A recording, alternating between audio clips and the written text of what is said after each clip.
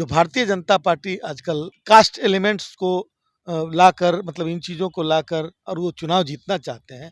भेदभाव हीन भावना, मतलब किसी को नीचा दिखाने की प्रवृत्ति आज भी उन लोगों में है। तो ये पर्दा लगाकर कत्ल करने की तैयारी की जा रही है। जब सामाजिक न्याय की बातें होती हैं तो उसे जातिवाद का नाम दिया जाता है कि संकल्पित है कि हम 10 लाख सरकारी नौकरी और 10 लाख रोजगार बिहार के अवाम को हम देने जा रहे हैं, बिहार के नौजवानों को देने जा रहे हैं। भाजपा कहाँ से आ रही है इसमें?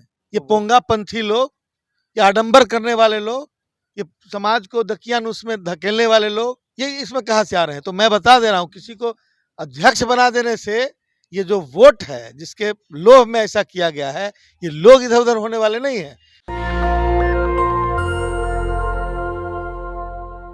मेरे साथ बिहार सरकार के कैबिनेट मिनिस्टर आलोक मेहता हैं। सोशल जस्टिस को लेकर जाने जाते हैं और क्या कहेंगे, लगातार बिहार की जो स्थिति है, एक कम्युनल टेंशन क्रिएट की जा रही है। अब आप लोग इसको कैसे टैकल करेंगे? हमें लगता है कि पहले की अपेक्षा आम आदमी में जागरूकता बढ़ी है, क्योंकि पहले छोटी सी घटना को साजिश के तहत अंजाम जब दिया जाता था तो आग की तरह पूरे इलाके में फैल जाती थी। लेकिन इधर के दिनों में हम देख रहे हैं, वॉच कर रहे हैं कि पिछले 5 वर्ष पहले भी यहाँ पे 4-5 वर्ष पहले यहाँ 5 शहरों में, छोटे कस्बों में दंगा कराने की कोशिश की गई। तो वही 100-200 लोग, गिने हुए लोग, वहाँ के लोगों के लिए परिचित नहीं थे। वो बाहर से आए हुए उसी 100-50 लोगों के भरोसे वो काम शुरू किया जाता था। लेकिन आम जनता में इन चीज़ों के प्रति संवेदनशीलता नहीं रहने की वजह से या जागरूक रहने की वजह से ये बातें फैलती ज़्यादा नहीं थी। तो वही 100-50 लोग जो जहाँ वारदात करना होता था करके और उसके बाद फिर देख के निकल जाते थे। ये एक अच्छी बात है बिहार के संदर्भ में, कि नहीं तो एक ज़माना था जब छोटी सी घटना हो जाए और पूरा इलाका धू-धू कर जलता था। हमें इस बात का संतोष है। लेकिन दूसरी तरफ यह भी है कि हमें अपने जो सिक्योरिटी सिस्टम है और गवर्नमेंट बॉडी जो इन चीज़ों को के लिए प्रिवेंटिव अप्रोच होना चाहिए। जैसे जो भी तंत्र है हमारा, उस तंत्र को बहुत और अलर्ट करना होगा और उन चीज़ों का पता लगाने के लिए कि ये साजिशें हो कहाँ से रही हैं और कब इसकी शुरुआत हुई, ताकि शुरू में उस पर प्रतिबंध लगाया जा सके।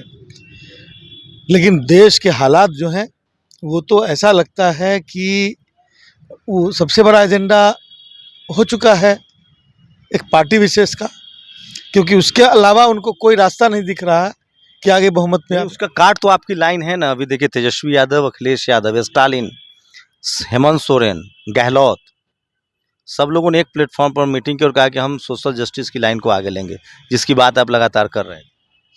तो क्या अब पार्टी जो आपकी लाइन है उस पर, अब चूँकि वो बैठक दिल्ली में हुई है, ग्लोबली उस बैठक को ऑर्गेनाइज किया गया है, तो वही लाइन पर अब आप लोग आगे बढ़ेंगे? देखिए, एजेंडा हम उनको नहीं सेट करने देंगे, एजेंडा जनता सेट करेगी।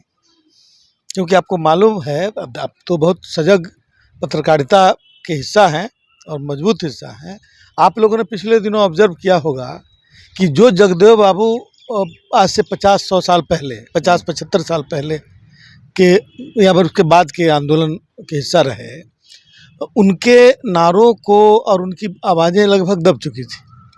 लेकिन मैं अनायास उनके शताब्दी वर्ष के अवसर पर उनकी चर्चा में निकला और चर्चा के क्रम में हमने जब नारा दिया, उन्हीं का दिया हुआ नारा, तो इतनी तेज़ी से आगे बढ़ा, इतनी तेज़ी से आगे बढ़ा कि ऐसा लगा कि जैसे लोग इंतज़ार कर रहे थे उस नारे का या उसमें छिपे हुए थीम का। सोशल जस्टिस और कम्युनल हार्मनी के लिए जो माननीय लालू प्रसाद जी ने जगदेव बाबू से प्रेरणा लेकर इस कार्य को आगे बढ़ाया, ये चीज़ें काफ़ी ऐसा लगा कि आज उसकी प्रासंगिकता है और लोग किसी चीज़ की खोज में रहते हैं, वह सामने अचानक मिल जाए, उस तरह की स्थिति पैदा हो रही है।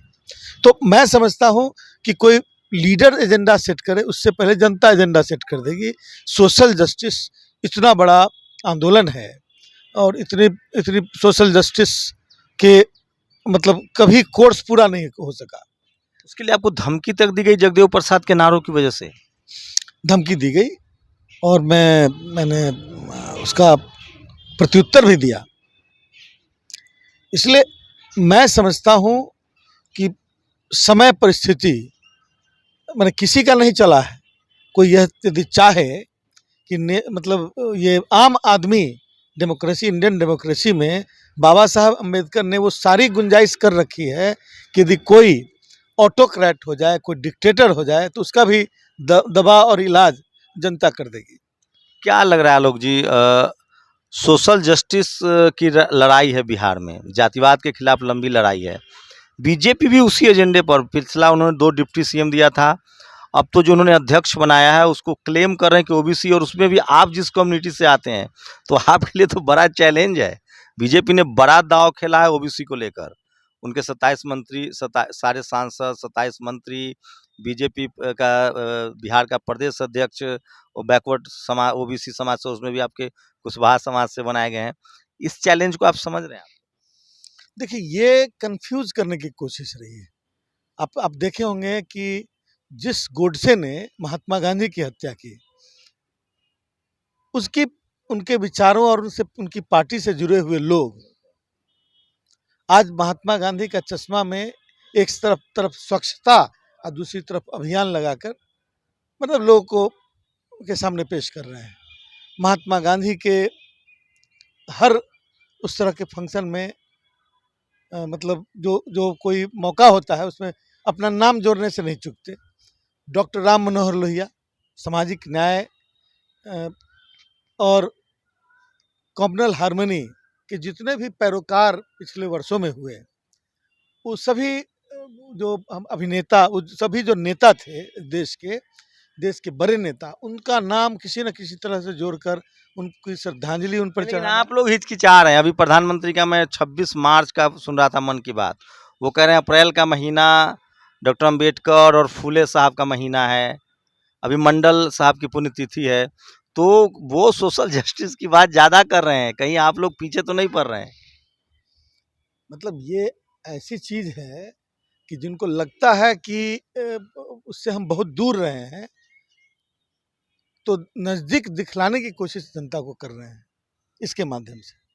हैं बहुत दूर, दूर दूर तक कोई विचार नहीं मिलता, कोई सिद्धांत नहीं मिलता, लेकिन जनता के सामने एक टेंजिबल छवि लाकर कि मैंने उसे मुझे परहेज नहीं है, ताकि वो वोट जो उनके विचारों से ओतप्रोत हो हमारे महान नेताओं के, वो उनके साथ मतलब एक दूरी बनी हुई है, दूरी खत्म हो। ये बहुत ही खतरनाक खेल है। इनका हिडन एजेंडा ऐसी बात करते समय सामने नहीं रहता, और जब चुनाव जीत जाते हैं तो उस हिडन एजेंडा की पिटारी को खोलते हैं। उस पिटारी से क्या क्या निकल रहा है आप देख रहे होंगे। यूपी में भी एक ओबीसी को प्रदेश अध्यक्ष बनाया गया था, और बाद में वो मुख्यमंत्री नहीं बन पाए। मैं जो अभी बोलने वाला था वो आपने बोल दिया। नहीं तो ये कहना चाह रहे हैं? नहीं, बिहार के लोगों ने अभी हाल में पिछले इलेक्शन में यूपी के चुनाव का पूरा परिदृश्य देखा है कि कैसे केशव मौर्य जी को अध्यक्ष बनाया गया, पूरे राज्य में इस तरह से घुमाया गया जैसे उनको मुख्यमंत्री बना दिया जाएगा। और उसके बाद बनाते समय, और उतना ही नहीं, एक फंक्शन में लालजी टंडन जी, मुझे लगता है, मुझे याद जहाँ पड़ रहा है कि उन्होंने एक फंक्शन में हाथ झटक दिया था। हाथ झटक दिया। हाथ झटकने हुआ, वो मंच पर, मंच का भाव को यदि देखें, उस दृश्य को देखें, तो बाकी कुछ बताने की जरूरत ही नहीं होगी। ऐसा लगेगा कि आज भी अस्पृश्यता, भेदभाव, हीन भावना, मतलब किसी को नीचा दिखाने की प्रवृत्ति आज भी उन लोगों में है। एक जो बड़ी बैठक हुई उस दिन, जिसमें स्टालिन मुख्यमंत्री थे तमिलनाडु के, सोरेन मुख्यमंत्री थे झारखंड के, गहलोत थे, और तेजस्वी यादव थे, अखिलेश यादव थे। 4 चीज़ों पर हुआ कि 27% रिजर्वेशन हो, ओबीसी जाति जनगणना हो, एक कमेटी बनाई जाए हर स्टेट में कि बैकवर्ड क्लासेस का जो रिजर्वेशन है उसको वो तय हो कि वो इम्प्लीमेंट हो। अभी 4600 असिस्टेंट प्रोफेसर की भर्ती होती है, पटना हाई कोर्ट ने रोक लगा दिया। क्या आप लोग सोशल जस्टिस वाले सरकार माने जाते हैं? इन सब लेवल पे किस तरह की तैयारी है, चूंकि आप कैबिनेट में भी हैं? देखिए, तैयारी, यह बात सही है कि सभी वैसी व्यवस्था, कॉन्स्टिट्यूशनल बॉडीज, उस पर कब्जा कर लिया गया अप्रत्यक्ष रूप से। और उसको गवर्न किया जा रहा है अप्रत्यक्ष रूप से। कहने को कहा जा रहा है कि कोई इंटरफेरेंस नहीं है, निष्पक्ष है, लेकिन देख रहे हैं कि लैटरल एंट्री वाले लोग वहाँ पहुँच रहे हैं, और वो कौन लोग हैं हमको और आपको सबको मालूम है। तो ये पर्दा लगाकर कत्ल करने की तैयारी की जा रही है। दिखने को कुछ दिख रहा है कि आपने कहा कि बाबा साहब भीमराव अम्बेडकर को ग्लोरीफाई करने, उनके छवि को ग्लोरीफाई करने, उनका चित्र और मूर्ति और माला और सिद्धांतों के मामले में हत्या करने की तैयारी, ये दोहरा चरित्र इन लोगों का दिख रहा है। और जनता को यह दिखे पूरी तरह, इसमें कहीं कमी हो तो उसके लिए हम लोग प्रयासरत हैं और रहेंगे। माननीय मुख्यमंत्रियों की जो बैठक हुई, विपक्षी नेताओं, विपक्ष मुख्यमंत्री, उप मुख्यमंत्री हमारे तेजस्वी प्रसाद जी उसमें थे। तो ये सब जो है वो उसी दिशा, उन्हीं चीज़ों को याद करने, उन्हीं चीज़ों को जागृत करने, लोगों तक पहुंचाने, मैसेज देने, इनके लिए शुरू किया गया है। लेकिन यह बात सही है कि संसाधनों के मामले में मतलब काफ़ी बढ़ चढ़कर एक झूठ को 100 बार बोलकर और तमाम वैसी चीज़ों को किया जा रहा है जिससे आम आदमी, जिसको राजनीति से किसी पार्टी में नहीं भी है ना, उसे प्रभावित करने की आलोक जी, आप लोग को महसूस होता है पूरा देश अपोजिशन बिहार की तरफ और आरजेडी जेडीयू गठबंधन की तरफ, इस सरकार की तरफ देख रहा है, यहाँ से कोई रास्ता निकलेगा? देखिए, बिल्कुल बिहार ही रास्ता निकालेगा और पूरा देश देख रहा है। पूरे देश की अपेक्षा बहुत स्वाभाविक है। महात्मा गांधी का आंदोलन बिहार से शुरू हुआ, जयप्रकाश नारायण का आंदोलन बिहार से शुरू हुआ, तो निश्चित रूप से इस देश में जो इस तरह के परिवर्तन की अपेक्षा बिहार से शुरू की जाती है। आपने अभी कहा कि एक व्यक्ति को भारतीय जनता पार्टी का अध्यक्ष बना दिया गया। अब सोच लीजिए, मतलब अपने आप को जाति से ऊपर बताने वाले लोग जो दूसरे पर जातिवाद का आरोप लगाते हैं। जब सामाजिक न्याय की बातें होती हैं तो उसे जातिवाद का नाम दिया जाता है, और यहाँ पर जो कुछ भी किया जा रहा है सब उसी के हिसाब से किया जा रहा है। जाति कैसे टूटेगी, मेरे साथ कैसे आवेगी, कैसे उसको क्या करना है, सारी प्लानिंग इसी में सारी एनर्जी खर्च की जाती है। जनता के हित का कोई काम करके और जनता के ओपिनियन विन करना, ये प्रयास इस आज के प्रजातंत्र में नहीं किया जा रहा है। मतलब कि उसको manipulation of democracy, democratic approach बिल्कुल जो है, बिल्कुल उसको मतलब अर्थ आधारित, झूठ आधारित और तमाम तरह के जो मैनिपुलेशंस हो सकते हैं उस पर आधारित बनाने की कोशिश। एक आखिरी सवाल कि एज ए कैबिनेट मिनिस्टर आप लोग की गवर्नमेंट की क्या स्ट्रेटजी है, कम से कम बेरोजगारी को लेकर, अनएम्प्लॉयमेंट को लेकर, और क्या आगे फर्दर प्लान है सर? देखिए, महागठबंधन की बिहार सरकार ने यह पहले ही घोषित किया है और कृतसंकल्पित है कि हम 10 लाख सरकारी नौकरी और 10 लाख रोजगार बिहार के अवाम को हम देने जा रहे हैं, बिहार के नौजवानों को देने जा रहे हैं। और यह एनडीए के उस 2 करोड़ प्रतिवर्ष वाले नौकरी की तरह नहीं होगा, ये बात पक्का तय है। और न ही वो 15 लाख रुपए की तरह होगा जिसकी अपेक्षा में आज तक लोग बैठे हुए हैं। यह बिल्कुल सोचा समझा हुआ और उस दिशा में प्रयासरत होकर इसे अंजाम तक पहुंचाने का यह प्रयास बिहार सरकार का होगा। और ये कई बार चर्चा हो चुकी है, उस दिशा में काम भी चल रहे हैं। बिहार में रिवॉल्यूशन बहुत स्वाभाविक है। बिहार से रिवॉल्यूशन की शुरुआत होगी क्योंकि ये जो दक्षिणपंथी और जो राइटिस्ट सोच है, इसका जो प्रभाव बढ़ाने की जो कोशिश हो रही है बिहार में, तो बिहार में पूरे देश की अपेक्षा सबसे ज़्यादा पॉलिटिकल लोग यहाँ रहते हैं जिनकी राजनीतिक समझ ज़्यादा है, और वो पैसों से बहुत प्रभावित होने वाले लोग नहीं होते। मैं ये नहीं कहता कि सब जगह पैसे से ही प्रभावित होते हैं, लेकिन प्रभावित करने के अलग अलग कृत्रिम तरीके अपनाने की कोशिश हो रही है।